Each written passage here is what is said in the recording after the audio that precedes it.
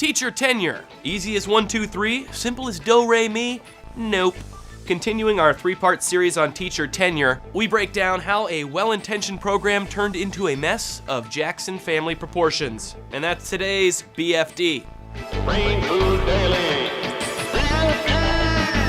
There are 3.2 million public school teachers in America, and 2.3 million of them got a thing called tenure. What's tenure, you ask? Well, that's fancy college talk for job security. Now, the tenure system got put in place for all the right reasons. As recent as the 70s, teachers in some states could be fired for irrelevant things like teaching evolution or getting pregnant or stubbornly refusing to be white.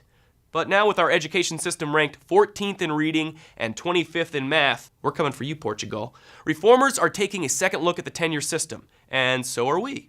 To help us get into the nitty-gritty, please welcome to the show ex-teacher education reformer and the director of the documentary Teached, Kelly Amos. Hi, Kelly. Thanks so much for joining us. Hi, Joe. Thanks for having me. Of course. If you could wave a magic wand to cure the ills of our public education system, what would it be? What are the changes that you would implement? I think the very first thing I would do would be to give principals the power to hire and fire their own staffs. We should be looking at the test scores of a school as a whole. How is that school doing? Are they educating all the students in their well? Are those students moving forward?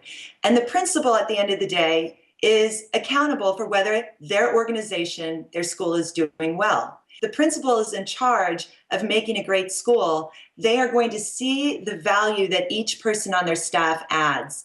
And that cannot necessarily be measured just on test scores. What are some of the major pros and cons of teacher tenure? I think originally they felt that they really needed some extra protection. At that time, women and minorities and others were not being treated the same possibly as men who were teachers. But as it developed over time and evolved over the last few decades, the cons have started to show up. The cons have to do with protecting teachers who maybe are not meant to be in the classroom. It has become so difficult to fire teachers, any teacher, no matter what they do, that the system decides to try and hide them away. And they end up moving them down into the schools where those parents and those students have less power to do something about it. What advice would you have for someone just out of college who does want to teach?